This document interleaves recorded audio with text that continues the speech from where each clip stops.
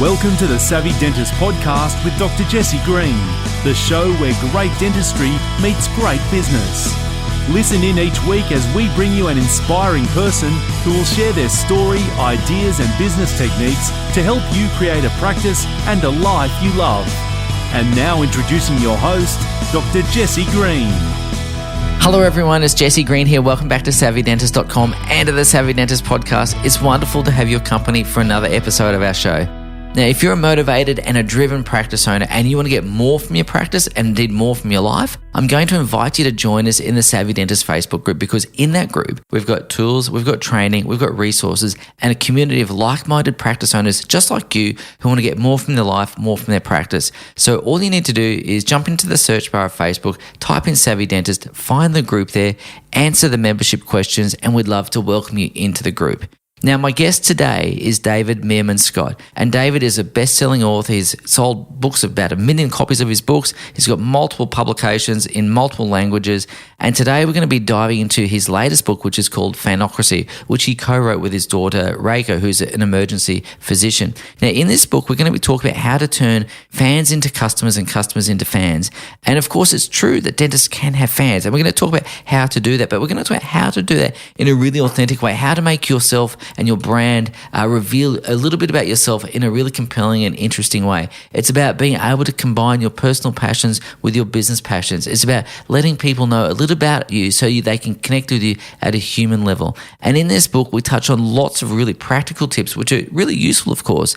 But what's really interesting is David's experience in the humor and the warmth he brings to this conversation really will allow you to experience what this is like in the truest sense as well, because David embodies this himself. It's a wonderful conversation. I know you're going to get a ton of value out of it. And if you want to find out more about David and his work, all you need to do is go to his website, which is davidmeermanscott.com, or you can look him up on LinkedIn, or you can find his books on Amazon or all those other places. But whichever way you go about it, do read his stuff. It's really interesting, it's really compelling, and it's really valuable. And I know you'll get a lot of good stuff out of it. So without any further ado, here's David Meerman Scott. David Meerman Scott, welcome to the Savvy Dentist podcast. It's wonderful to have you here, joining us all the way from Boston. How's things on your side of the world? I'm doing great, Jesse, and I've been looking forward to doing this conversation for a long time. I've been to Australia about 20 times, and I miss it. I haven't been since the pandemic, so just hearing your voice makes me feel warm and fuzzy and awesome. So yeah, it's great to be on. Well, we miss you too. Come over anytime. The planes are flying, the borders are open. So. I know things are back, and so I need to find another speaking engagement, which is the reasons that I typically fly to Australia. So, fly to Australia for a 1-hour speech is my usual mode. Yeah. So I need someone to book me, and I will be there, my friend. Okay, all right. That's a long trip for an hour, isn't it? It's a long trip for an hour. It's a lot of it's the ratio between time on the stage and time in an airplane is kind of whacked, but there you go. I love it. David, you're very well known as an author. You're very well known as someone who's produced and published some of the best marketing content going around. And today I really wanted to unpack a lot of those thought processes, unpack some of your past work, some of your current work. And I wanted to start by having a conversation about your most recent book, which you wrote in 2020 with your daughter. And of course, it's called Fanocracy. And the book is all about turning fans into customers and then customers into fans. Yeah. What was the impetus to write it? And equally, what was the impetus to write it with your daughter? Great. So I loved working on this book. I love talking about this book because what my daughter Reiko and I talk about often and have since she was young is what we're a fan of, what we love. Mm-hmm. And I remember I started reading to her when she was 7 years old, the Harry Potter series.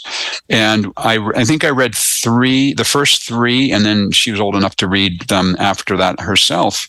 And she became a massive fan of Harry Potter. She still is. She's so much of a fan of Harry Potter that she actually wrote a 90,000 word alternative ending to the Harry Potter series. Oh, wow. Where Draco Malfoy is a spy for the Order of the Phoenix. And she put that out on a fan fiction site. It's been downloaded thousands and thousands of times with hundreds of comments. At the same time, I'm a huge fan of live music. I love the Grateful Dead, especially. I've seen over 900 live music shows in my life and 90 Grateful Dead concerts. And so she and I both frequently talk about, my gosh, we're such fans, we're such geeks about these things that we love. And at the same time, some of my previous books were about online marketing. I've been seeing that online marketing has been developing into some kind of nastiness and ineffectiveness. And, you and I and everyone listening in has experienced being on a social network and having just all kinds of ads go in front of you that don't make any sense. Or you connect with somebody on LinkedIn and all of a sudden they're trying to sell you something.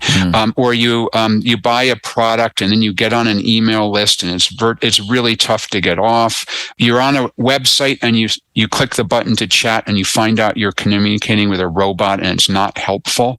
Or worst of all, Facebook, the algorithm, I believe, is among the most destructive technologies ever invented, because the Facebook algorithm is designed for polarization. It's designed to push people into tribes. In my country, it's the red team versus the blue team. In other words, the Republicans versus the Democrats. And we decided, my daughter Reiko and I, she's now 29, but when we started writing, she was, I think she was about 24 years old, that we wanted to write a book about fandom. And we wanted to analyze fandom from the perspective of neuroscience, as well as from the perspective of understanding people who have built fans and how they did so, to try to unpack whether there's ways that any organization or person can develop fans.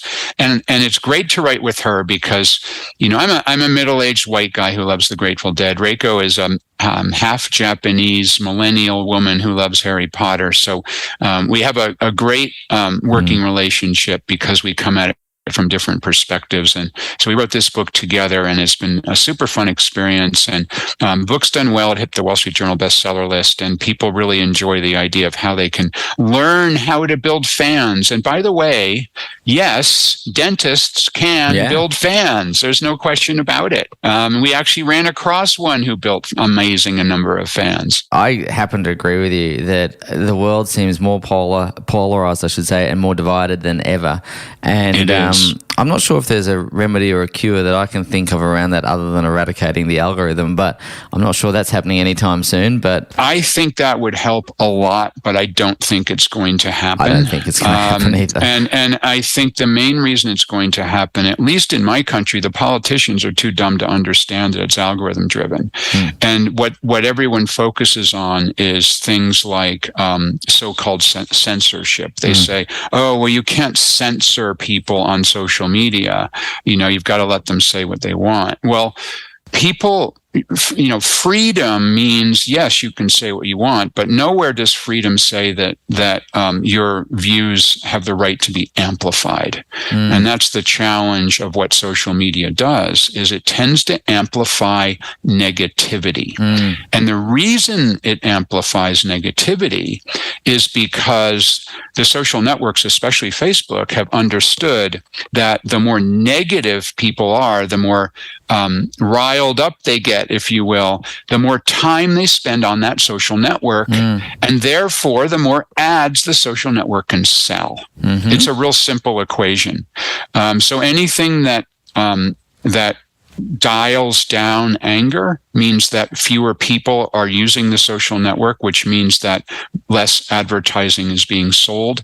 So the social networks are going to do anything they can to not have that algorithm be screwed around with. Yeah, 100%. So I guess if we go to the other end of that equation, we are talking about fans, and of course that's a really positive experience. You're a great fan of the Grateful Dead. Your daughter's a fan of Harry Potter. I'm a Beatles fan. You said that even dentists can be can have fans. And one of the things that as dentists, if we had $1 for every time someone said to us, hey doc, no offense, but, that line comes out almost routinely. So I think for some people listening to this podcast, they might say, oh, wow, how nice would it be to have fans who love and appreciate the work that I do? And patients generally are appreciative, and there's no doubt that people express their gratitude and their thanks and all the rest of it. Yes. But that's not necessarily fandom. So I wanted to understand the difference, firstly, between fandom and appreciation. So, first of all, what we learned when we really dug into this idea of fandom, talked to hundreds and hundreds of people, what they're fans of, talked to dozens of companies that have developed fans, looked at the neuroscience of fandom. And, quickly on the neuroscience, it turns out that we all want to be a part of a tribe of like-minded people. And when I'm at a Grateful Dead concert, I'm with my tribe, and I can turn to anybody and have a great conversation. So part of the idea here is that if a dentist can create a tribe of like-minded people who enjoy that relationship, because what we learned is that people want more than just a transaction. They want more than just to have their teeth cleaned and fixed. They absolutely want to have a human relationship with all of the different people that they encounter on a daily basis, the companies that they do business with. And it turns out that the relationship we develop with our customers are often much more important than the products and services we sell to them. And I know that's really hard for a dentist who's gone to school for a really long time and work really hard to make sure that the teeth are looking great and feeling great. And it's all super, super important, obviously. But having that human relationship is in many ways, at least for building fans, for getting referrals, for having people say good things about you on social media, that can be more important. And I want to share a specific example. We met a dentist. His name is Dr. John Marashi, and Dr. Marashi is a dentist in Southern California. I met him at a conference where I was doing a presentation. It was actually a Tony Robbins conference where I was speaking about fandom. And he approached me afterwards and he said, David, I loved all that stuff you're talking about fandom, but I'm a dentist. How can I build fans? And so I said, Dr. Marashi, well, let's talk a little bit about that. Besides being a dentist, what are the things that you are a fan of? What are the things that you love, Dr. Marashi? And he said, oh my gosh, I'm a huge skateboarding fan. I love to skateboard. And I said, well, that's cool. How can you mix your love of skateboarding with your work in dentistry? Let's talk about that.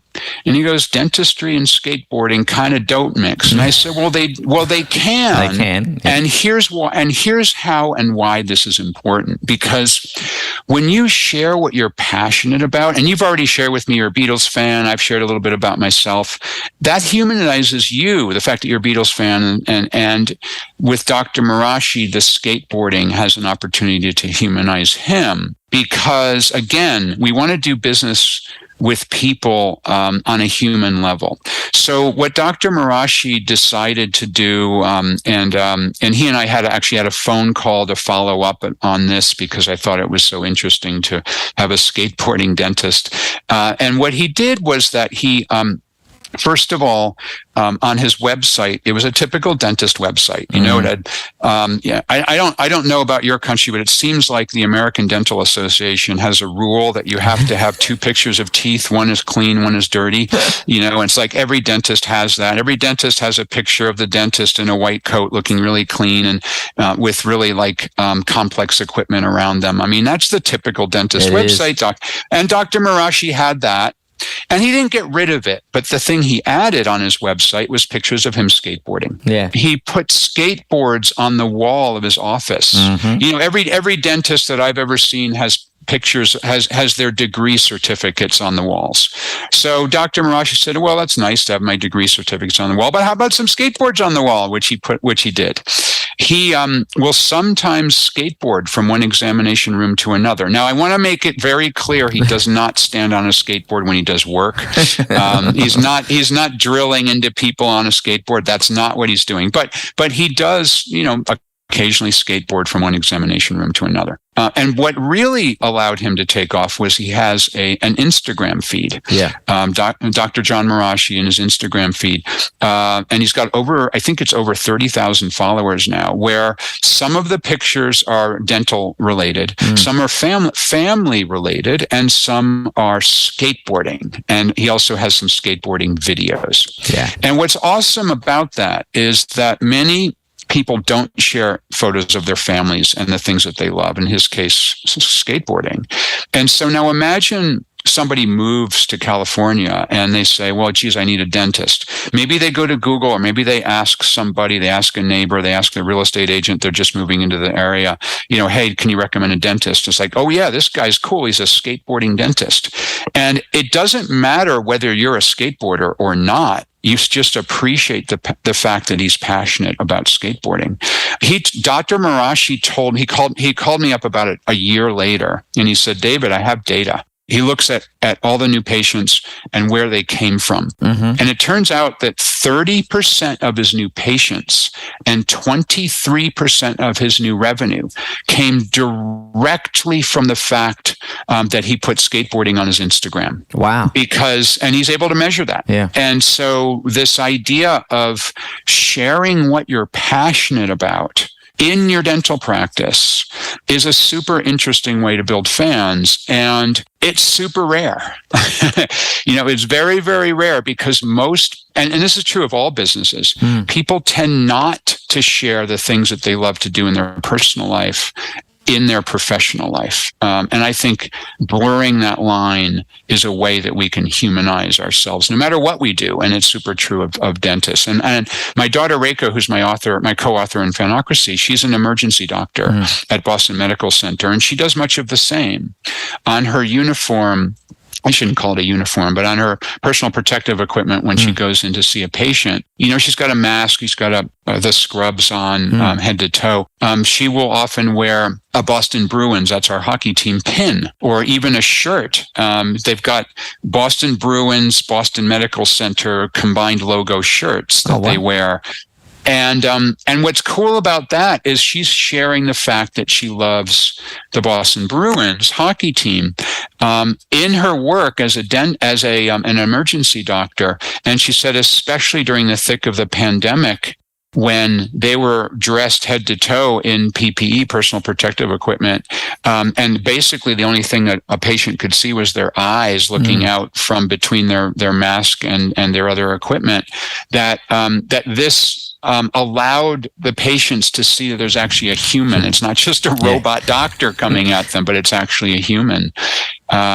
So yeah, this is one particular way, sharing what you're passionate about as a way to build fans. Yeah, look, I think passion goes a long way too, because if you're passionate about something, you have a natural enthusiasm for it, it sparks conversation. And one of the things, just you spoke about the American Dental Association having the obligatory photos on the website. I don't think Australia's too far behind. It's probably quite the same. And that lends itself to, things like social media profiles, LinkedIn profiles, blah, blah, blah, blah, blah.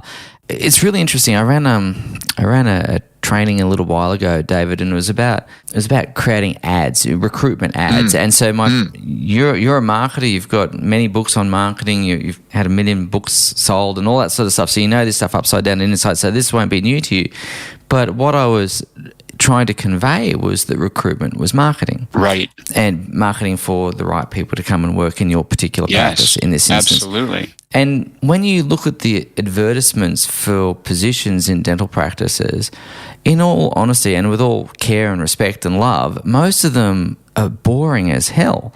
Right. And so I'm thinking, it's basically, we are looking for an excited, enthusiastic person to come and work in our exciting and enthusiastic. Right. It's boring as hell. And so I wanted to talk a little bit about injecting personality into some of those other platforms. I noticed your LinkedIn profile is really interesting as well. I was reading it and chuckling about it. Where I was a B student. Thank God I was a B student, because all my A friends went off and became lawyers and doctors, and I had a great time, and I've had a really interesting career as a result. Yeah. And that for some people, that might be frightening or daunting. Yeah, so you're right. And most people's LinkedIn profiles, most companies' profiles, most dental office, as you say, advertisements or the description of the dental office, they're super boring and they sound exactly like the other guy.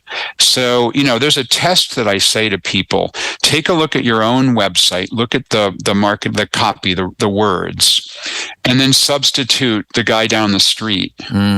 And if it still makes sense, you need to redo it. And for most dental practices, it's the same. It's like, it's not saying anything that's really any different. So I have two very specific suggestions.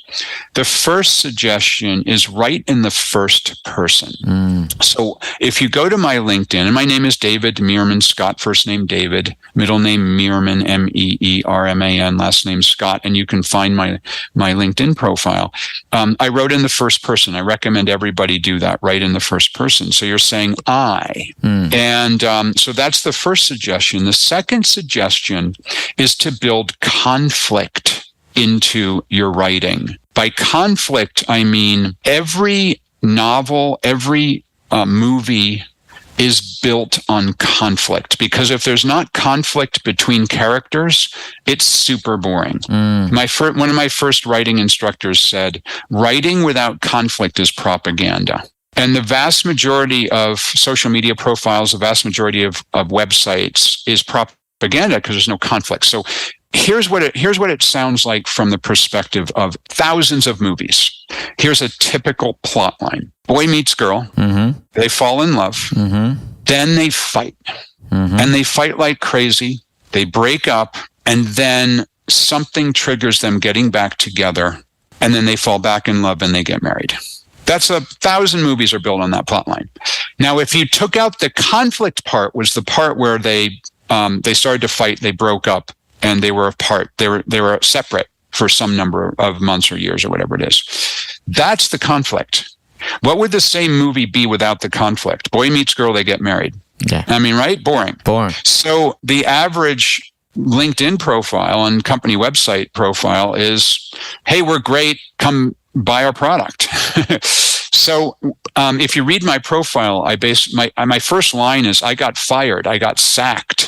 I got sacked because my marketing strategies were too radical for my new bosses. And I'm now paraphrasing, I'm not reading it, but fortunately that happened because it allowed me to jump on and do my own thing and start writing books and giving speeches. And then, like you said, I said, well, it was a good thing I was a B student, because had I been an A student, I probably would have gone to law school or business school or something and had a very different career. So how can you build conflict into your social media profile or your website profile for your practice, such that you're telling a story, and also use the first person so that you're telling a story? So I'm going to totally make this up. Yep. But let me share what Dr. Marashi might do.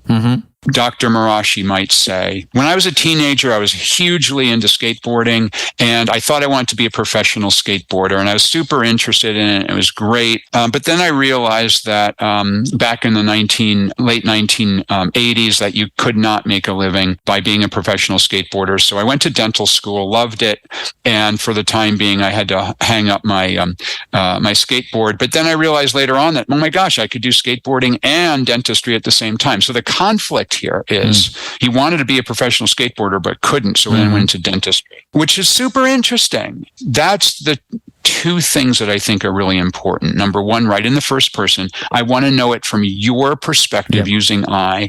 Most people are like, we. Well, that's fine somewhere on the website, but when you're talking about yourself as the leader of the practice, or you're talking about yourself on your personal social media profile, you should write in the first person and then build that conflict in. I love that. And I can't let the conversation move on until I ask about your use of your middle name in your profile and in fact all your marketing. So what prompted you to use your middle name?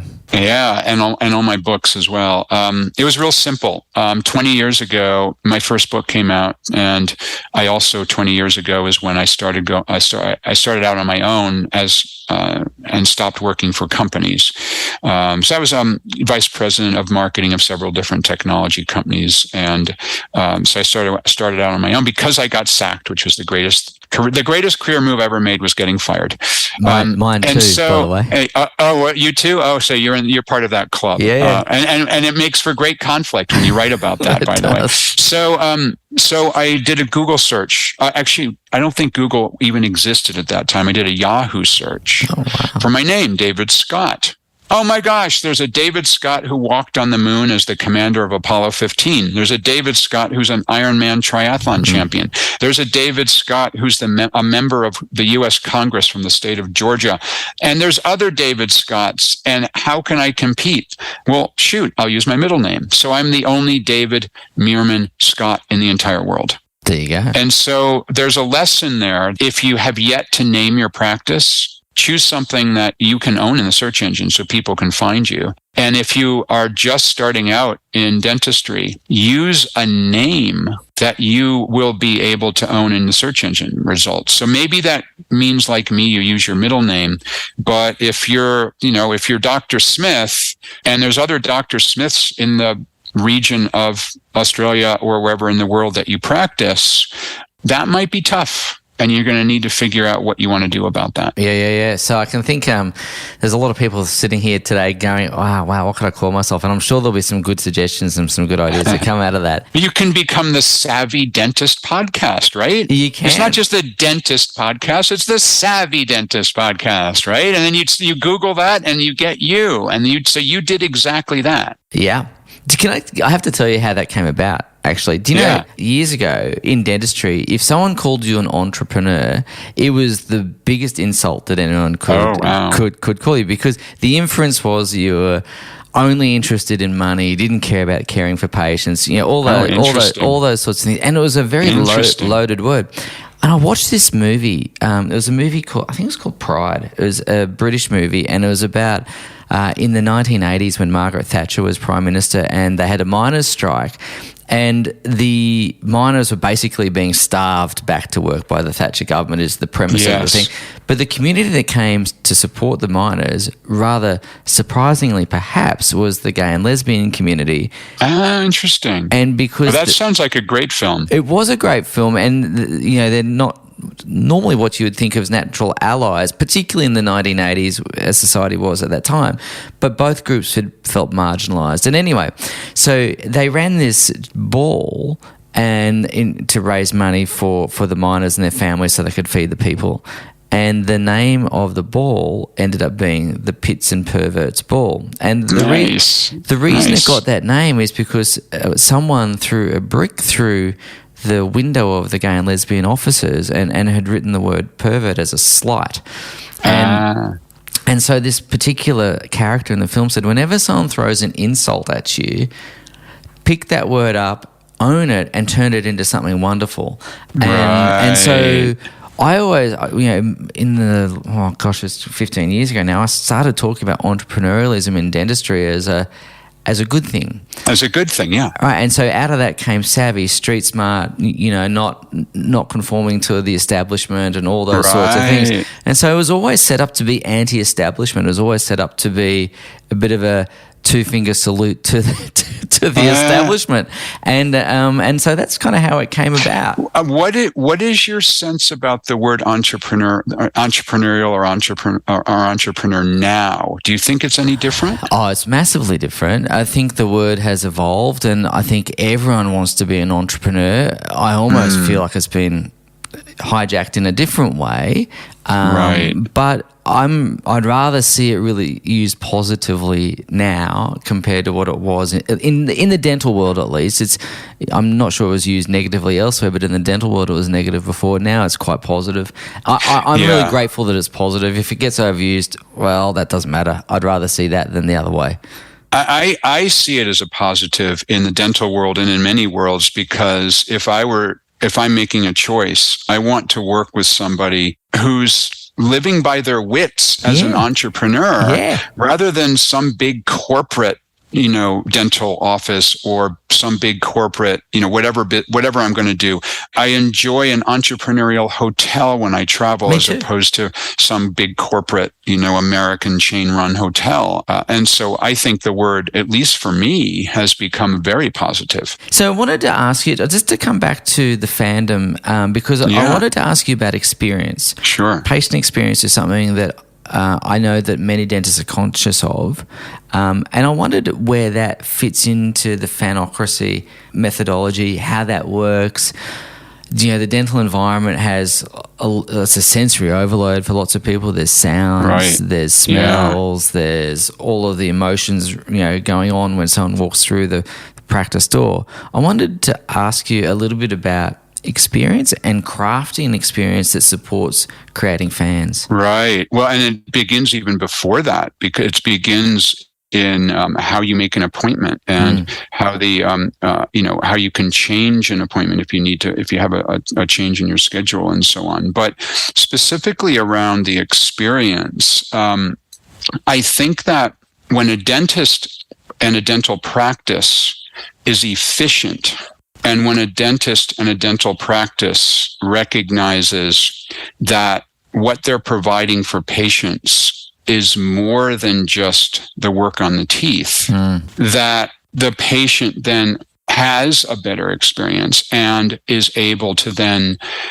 be able to say, well, it was great, and some of those elements might be, if they're working efficiently, maybe they're carving out 5 minutes per patient based on efficiency to make each patient's appointment slightly less time in the chair. That's amazing from the perspective of a patient, who I would call a customer. They're your customer.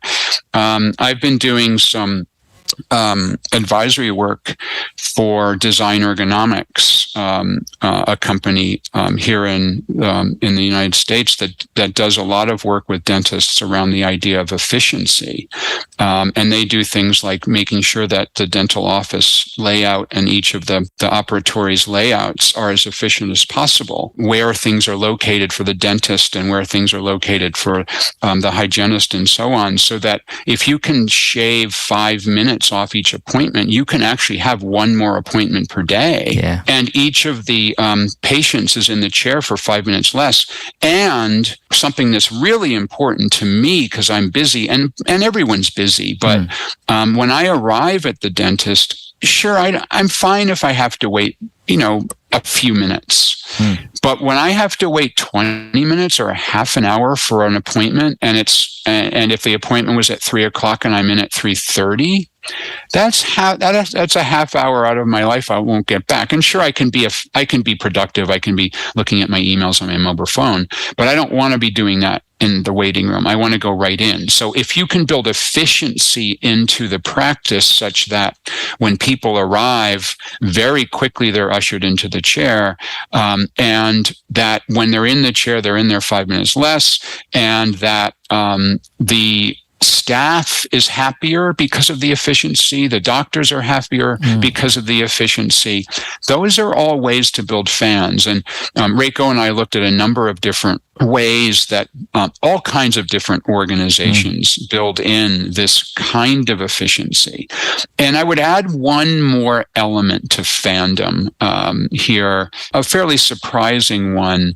Reiko did her degree, her undergraduate degree at Columbia University before dental school, before medical school. And she studied something called narrative medicine. Narrative medicine came out of Columbia, and it's basically the idea of understanding each patient's story, their narrative. And when you understand a patient's narrative, you're much better able to deliver healthcare to them rather than just the symptoms. Because the symptoms in the case of Reiko, who's an emergency doctor, what's the blood pressure and are they bleeding and is the heart pumping and all that. And in the case of a dentist, is the tooth chipped or is there a cavity, whatever, and I'm neither a dentist or a doctor. But when you think about it from the perspective of the whole patient, who are they? What is their narrative? And that allows you to maybe do different dentistry or be a different kind of doctor. Now, in the case of Reiko, she tells me, she wrote this story in the book. And by the way, we did something really great in the book. We originally started with one voice, and it was a combination of Reiko's voice and my voice that was sort of, I'm going to use the word dumbed down to make it a unified voice. Yep. It was awful. It was terrible. It was not working. So what we ended up doing was I wrote chapters in my name, and it says by David. And Reiko wrote chapters in her name. It says by Reiko. So she wrote this wonderful chapter on narrative medicine where she talked about a particular patient that she was working with, an older gentleman who was facing a terminal disease.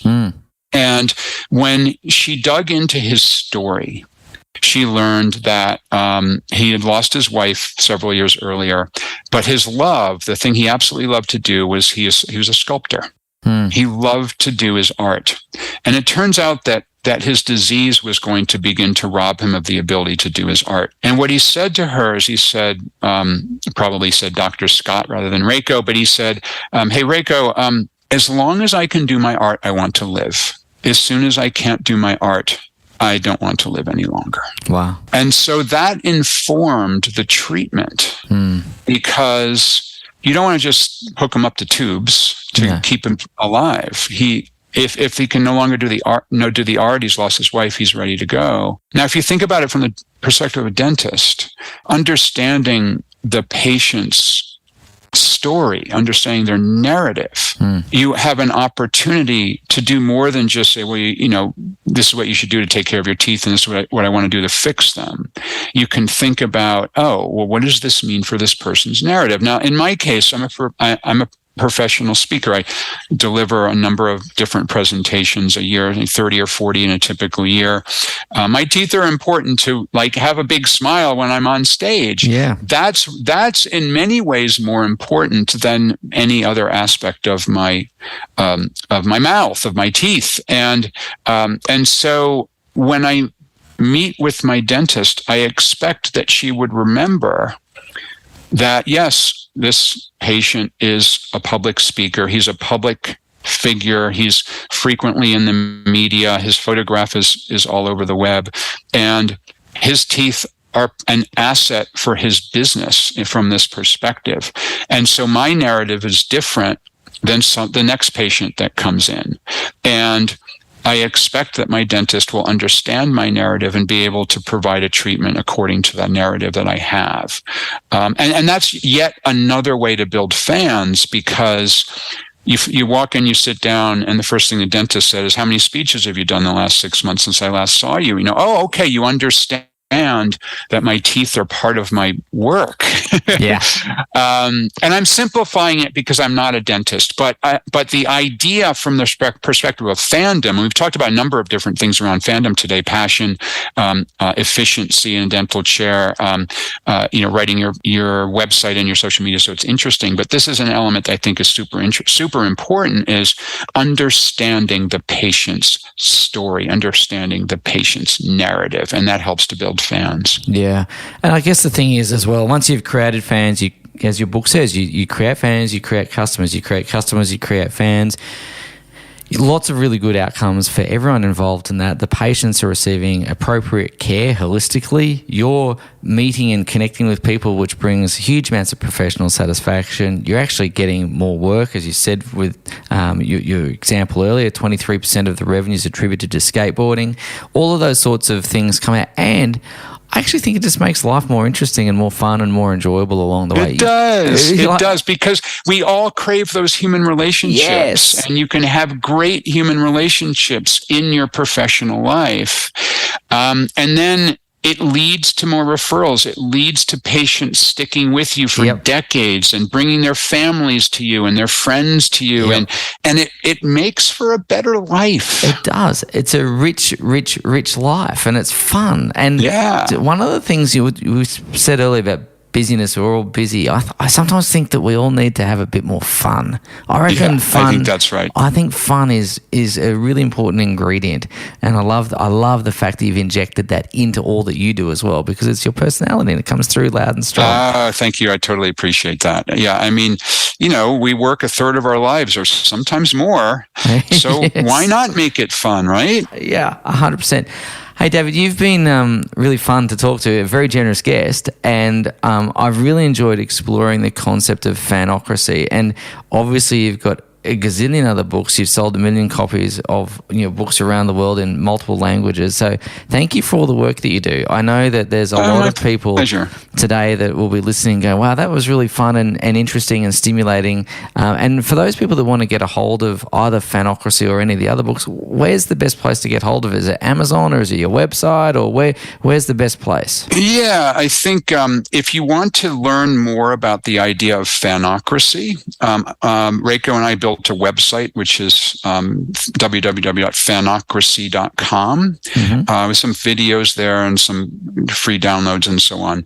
And the book is available most anywhere. I know that they've got copies in Australia, of course. And my website, davidmeermanscott.com. Google me. I'm the only one in the world, as we talked about. That's right. So you will definitely find me. If you want to learn more about the whole efficiency topic that we talked about, Design Ergonomics is the company to Google, and they've got a lot of free resources as well around making dental offices more efficient so that you build fans through a much better patient experience. Well, mate, thank you so much for taking the time to come and talk to us all the way from Boston. It's been a pleasure. Now, I hope we see you travel those 30-odd hours for a 1-hour speech out here very soon. I hope so, too. I think we need to get that ratio a little better, though. Going back to, I think we need to kind of get a couple of hours on stage and all those things. There you go. There you go. And it can increase the ratio a little bit. But yeah, I do miss Australia. I've got friends there and been there many times. So, and I'm a surfer. So what's great about surfing in Australia is that obviously everyone knows your summer's different than mine. So when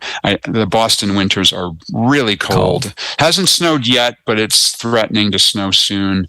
And so anytime I can get a speaking engagement in Australia in our winter, I am happy about it. All right. Well, let's work on that. David, once again, thank you for your time, mate. I really appreciate it, and looking forward to connecting out here or over there very soon, mate. My pleasure, Jesse. This is great. Thanks so much. Thank you for listening to the Savvy Dentist podcast. For more episodes, go to drjessegreen.com/savvydentist. And to discover how to build a high-performance dental practice, visit drjessegreen.com and download the free report.